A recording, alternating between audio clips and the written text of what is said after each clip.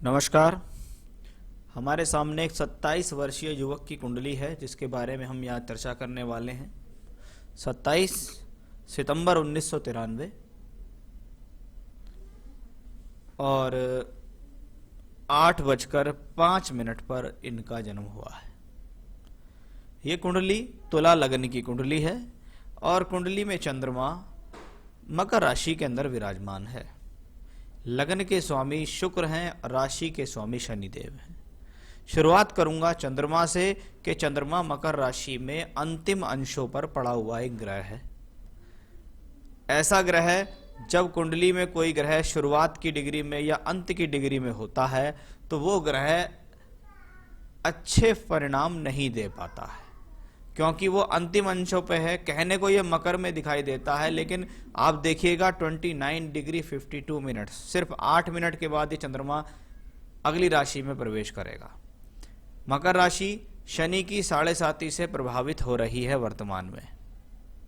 कुंडली में शनि को देखें तो अच्छा है, शनि पंचमेश होकर पंचम भाव में बैठा है, इसलिए 7.5 ज्यादा प्रभावशाली नहीं होगी। लेकिन चंद्रमा के ऊपर जब शनि चले, क्योंकि 7.5 को दूसरा चरण आपको चल रहा है, चंद्रमा चौथे घर में विराजमान है, उसके ऊपर शनि का गोचर चल रहा है।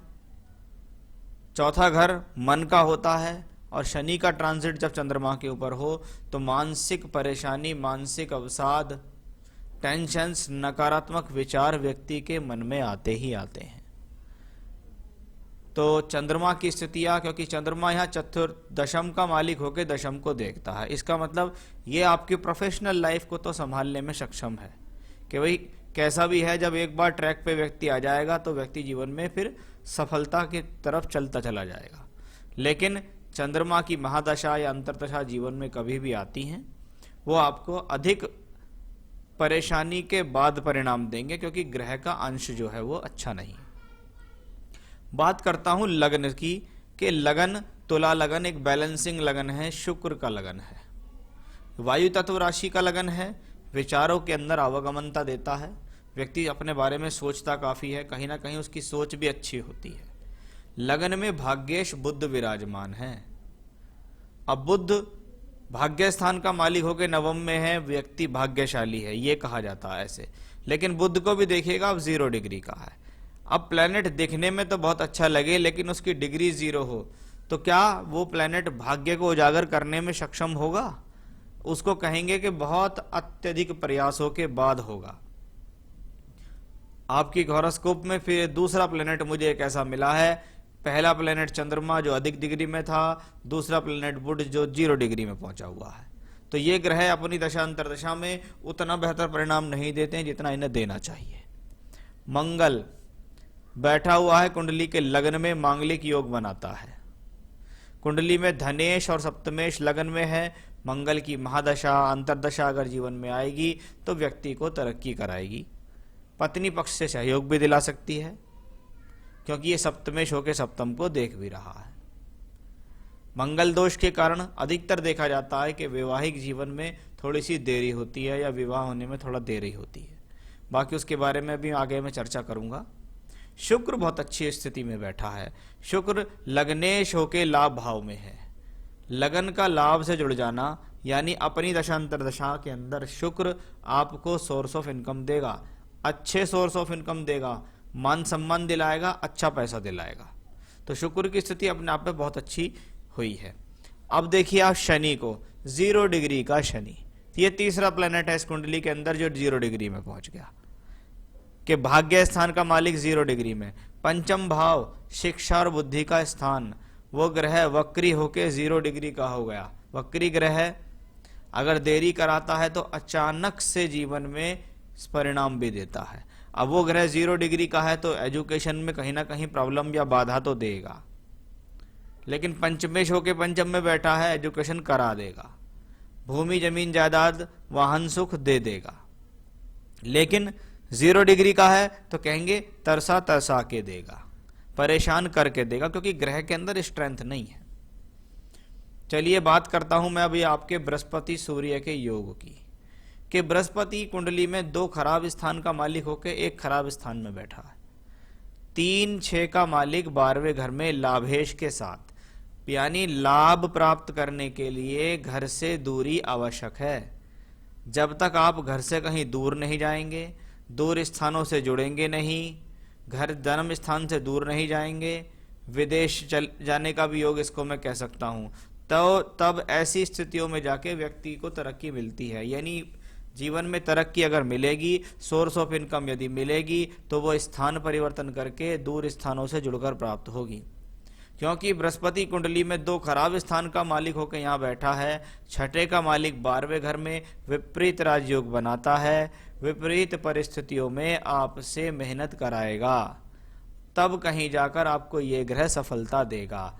लेकिन तुला लगन के लिए बृहस्पति को शत्रु कहा जाता है, और शत्रु ग्रह की महादशा अंतरदशा यदि आएगी तो आप शब्दों से समझ सकते हैं कि वो शत्रु है।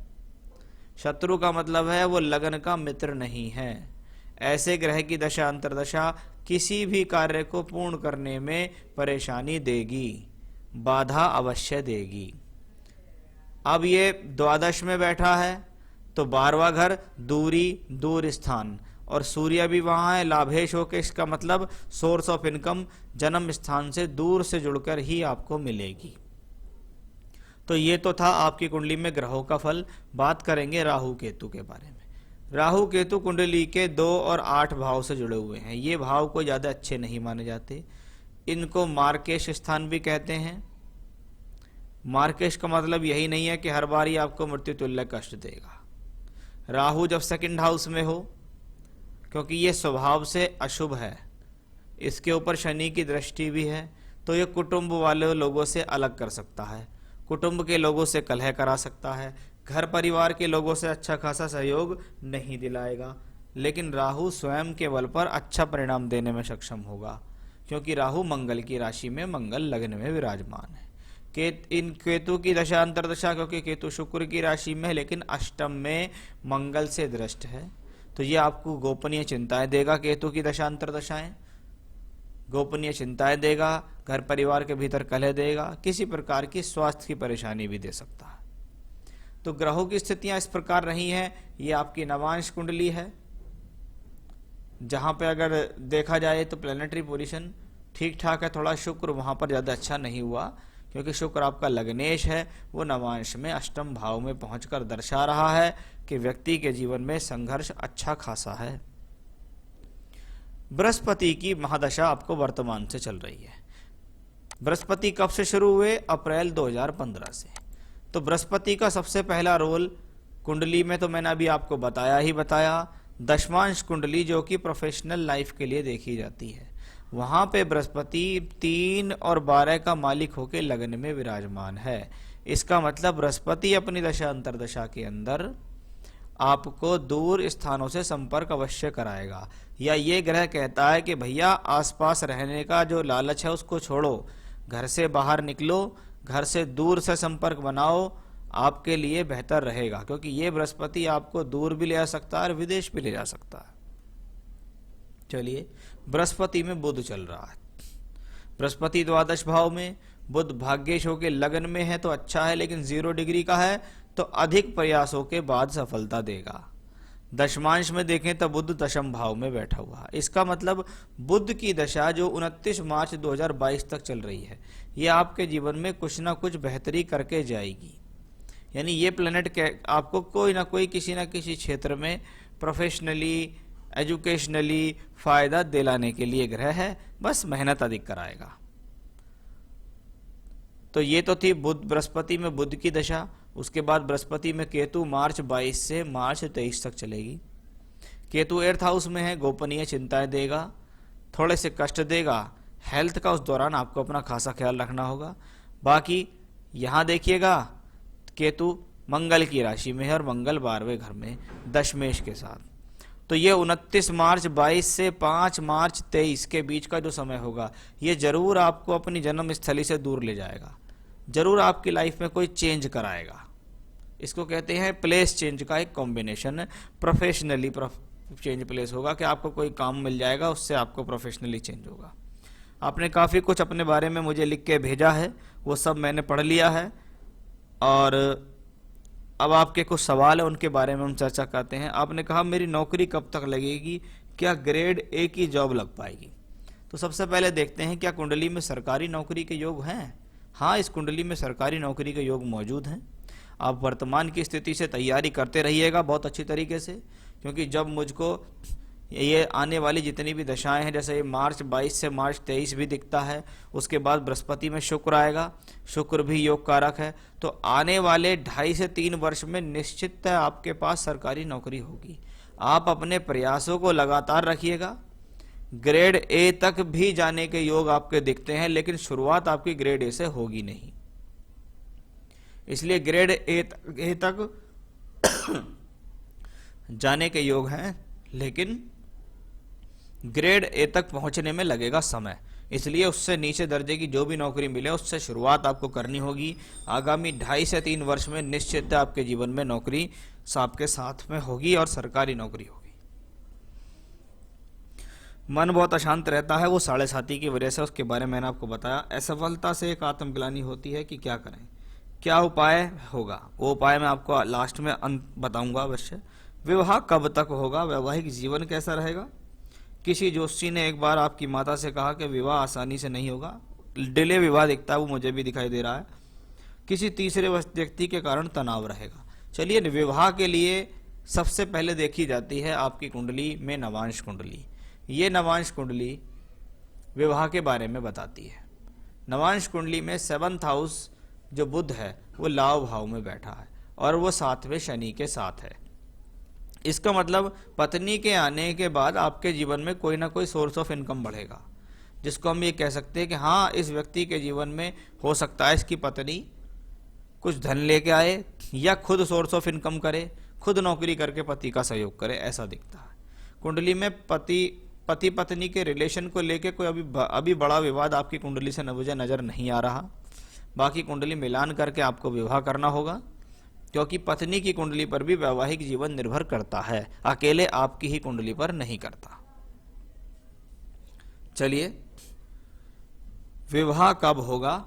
अभी दशा बृहस्पति में बुध चल रही है, बुध सप्तमेश होकर लाभ भाव में है। अभी लगता है मुझे कि अभी जून 2022 तक आपके पास अच्छा खासा समय है विवाह का। इस दौरान आप विवाह अवश्य कर लीजिए, क्योंकि उसके बाद जो केतु और शुक्र की दशा आएंगी उसमें विवाह नहीं हो पाएगा, इसलिए आप अपना विवाह कर लीजिएगा। क्या मैं अपने जन्म स्थान से दूर रह पाऊंगा या विदेश में रह सकता हूं? बिल्कुल, उस बात के लिए मैंने आपको बहुत बार इसमें कह दिया है कि निश्चित रहेंगे, दूर रहेंगे और विदेश के लिए भी ट्राई कीजिएगा। ये बृहस्पति में शुक्र का जो पीरियड है मार्च 23 से नवंबर 25, हो सकता है इस दौरान आप कोई विदेश यात्रा कर आए, तो ऐसा भी यहाँ दिखाई दे रहा है। कोई रत्न पहनने की जरूरत है? यदि हाँ तो कृपया बताएं। बिल्कुल रत्न पहनने की जरूरत है, वो मैं आपको बता देता हूँ आपको कौन सा रत्न पहनना है। देखिए, सबसे पहले 0 डिग्री का बुध है, उसको मजबूत करिएगा, क्योंकि वो आपका भाग्येश है। इसलिए एक पन्ना रत्न पहनना आपके लिए बहुत ज़्यादा जरूरी है। एक अच्छा सा पन्ना रत्न आप धारण कीजिएगा। आप मेरे पास से सर्टिफाइड स्टोन प्राप्त कर सकते हैं। मैं आपको अंगूठी बनाकर चांदी में आपके घर तक भेज दूंगा और उसका तरीका बताऊंगा किस दिन किस मुहूर्त में आपको वो पहनना होगा। तो एक तो पहनना है आपको पन्ना रत्न, सीधे हाथ की कनिष्ठ अंगुली में चांदी में, बस इतना ही तो आपको रत्न पहनना, और कोई रत्न नहीं पहनना। उसके अलावा आप रोजाना बजरंग बाण का पाठ करें। सुबह उठिए, नहाइए धोइए, बजरंग बाण का पाठ कीजिए। मंगलवार के दिन हनुमान मंदिर जाइए, प्रसाद चढ़ाइए हनुमान जी को। शनिवार के दिन पीपल के पेड़ पर शाम के समय सरसों के तेल का दिया जलाइए और वहां पर खड़े होकर हनुमान चालीसा या बजरंग बाण का पाठ कीजिए। पन्ना पहनिए। उपाय सिर्फ यही करने हैं, कोई ज़्यादा उपाय पूजा पाठ में मैं आपको नहीं डाल रहा हूँ। और ज़्यादा से ज़्यादा अपना ध्यान अपने कार्य में दीजिए, अपनी एजुकेशन में दीजिएगा। तो ये थी आपकी हॉरोस्कोप का एनालिसिस, आपके सवालों के जवाब। पन्ना आप हमसे प्राप्त कर सकते हैं, उपाय आपको ये लगातार करने होंगे। बाकी आपने कुछ मुझसे ऐसा पूछा नहीं है, जितना मुझसे हो सकता था आपने को मैंने बताया है। आपने मुझसे ये भी पूछा है कि कुंडली में कोई समस्या हो तो बताएं। तो जो भी समस्या मुझे दिखाई देती, किन चीज़ के लिए आपको बचना है, क्या आपको करना है, किन चीज़ों पे आपको ध्यान देना है, उनका आपको ध्यान रखना होगा। साथ ही साथ आप अपना मकान और संपत्ति कब तक बना पाऊंगा, उसके बारे में भी आप मुझसे पूछ रहे हैं। देखिए, अपना मकान संपत्ति बनाने के लिए आपके पास अवश्य ऐसी दशा होनी चाहिए जिससे मकान संपत्ति के योग दिख रहे हों। ठीक है, अभी मुझे स्वयं के बल पर कोई अपना मकान संपत्ति बनाने के योग दिखते नहीं है। हाँ, निश्चित है 2031 से 34 के बीच जब शनि की महादशा में शनि की अंतर्दशा आएगी, आपके पास निश्चित अपना मकान होगा। तो ये योग है अभी, लेकिन काफी दूर है वो। अभी तो आप सिर्फ अपने करियर पे ध्यान दीजिएगा। तो ये था आपकी हॉरोस्कोप का एनालिसिस और सवालों के जवाब। नमस्कार।